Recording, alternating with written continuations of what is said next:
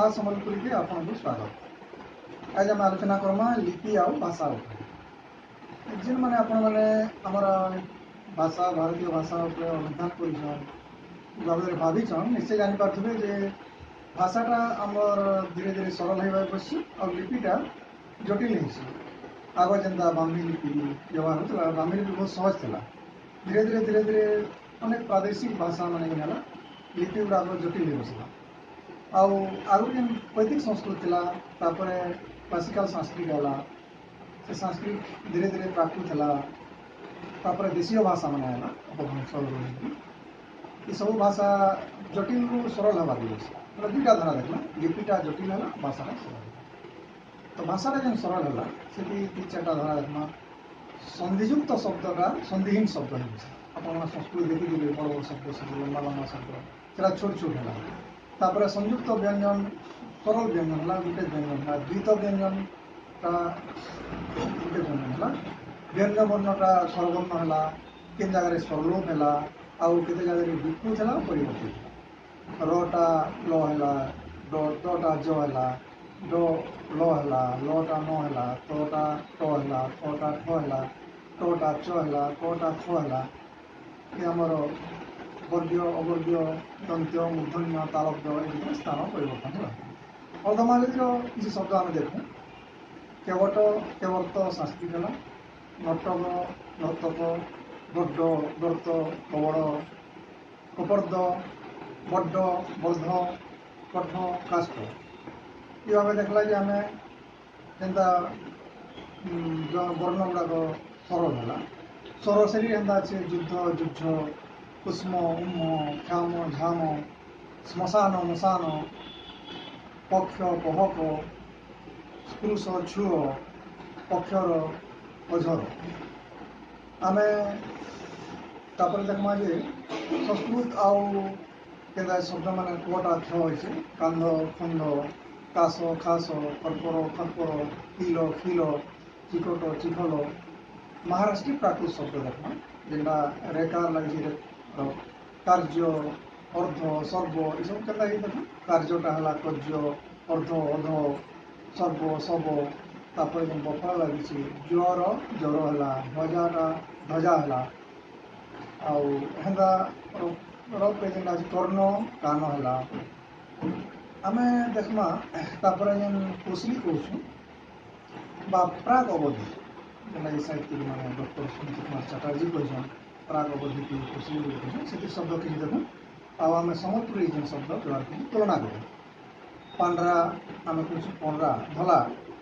बोकड़ बुका लबार एक्जेक्ट आम लबार कहूँ लफंगा दसाब बिछाब ढिबरी आम डिबरी कहूँ सम्बलपुरी चमेरी चांगरा गोरस गोरस शब्दटा अवधि होता जे गुरस तैयारी जिस दही छेना गुरस लब्दा लेदा बढ़र बढ़ल छुआ मान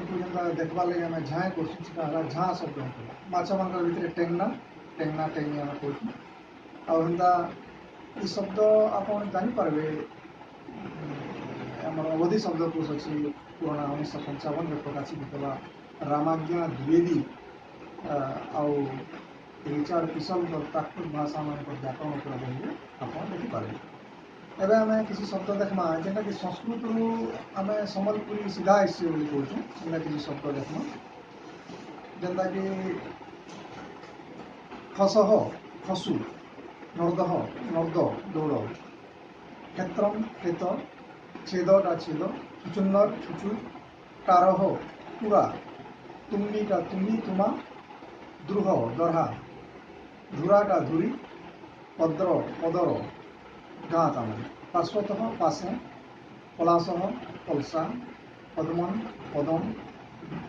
जुरु जरी जरी बसला मरी बसला जुरु जीर्णी जुहा अपका सम्बलपुरी दुई तीन शब्द देखा बुरो बुरो शब्द देख प्राकृत हेमचंद्र तांकर देशी नाम वाला जेनटा कि हजार हजार वर्ष तल शब्दकोश है से बोरी शब्द बोर शब्द देन बोरी हूँ संस्कृत बदरी बा बदुर आम जेनटा बुरो कहूँ मार्कंडेय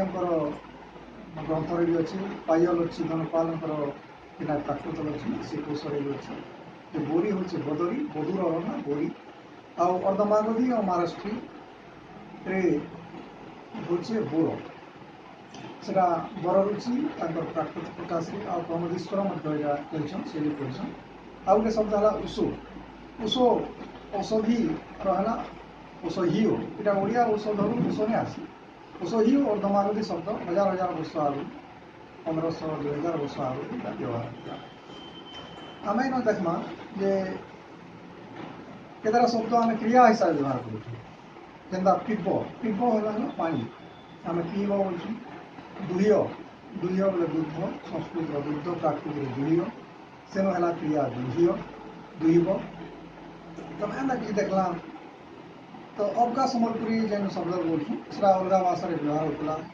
କିଛି ଶବ୍ଦ ଆମେ ସମ୍ବଲପୁରୀ ଅଛୁ ଠିକ୍ ଖୁସିର କଥା ଆହୁରି ଖୁସିର କଥା ଯେ ଇ ଅବକା ସମ୍ବଲପୁରୀ ଏଇଟା ଅତି ପ୍ରାଚୀନ ହଜାର ହଜାର ବର୍ଷ ଇଏ ଆଗରୁ ବି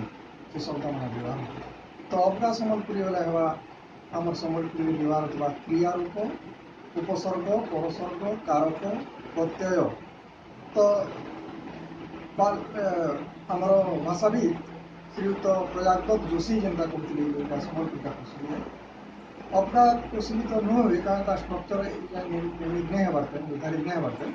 କିନ୍ତୁ ଯେନ୍ଟା ପ୍ରାଚୀନ ପ୍ରାକ୍ ଅବଧି ଯେନ୍ଟା କୋଶିଲି କହୁଛୁ ତାର ସାଙ୍ଗେ ସମ୍ପର୍କ ଥିଲା